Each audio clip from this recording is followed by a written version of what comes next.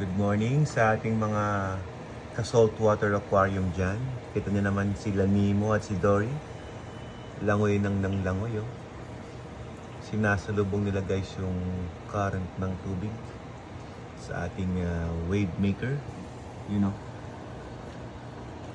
So sa ngayon guys, yung bahay ni Nemo nagtatago. Saan pumupunta. Tapos sila Dory dito, may bahay na sila dyan. Tumatago sila dyan kapag madilim. Ayan. So ito yung mga meron pa lang dito sa ating saltwater aquarium. Gusto ko natin maging makulay yan. Ito pala guys, kapag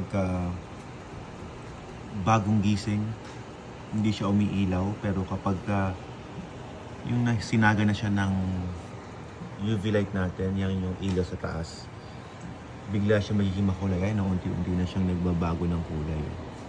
Ayun, para siyang makahiya na bumubuka.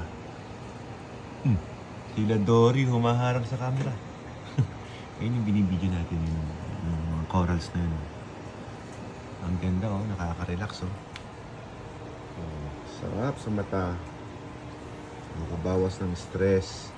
So i-video ko mamaya, pakita ko sa inyo kung bubuka itong, unti-unti eh. Siguro fast forward na lang natin.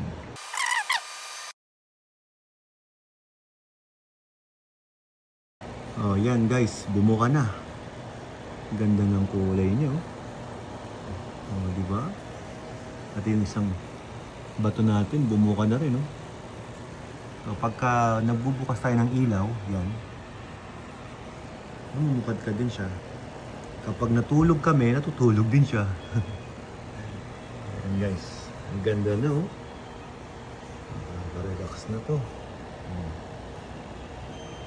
So, ganda.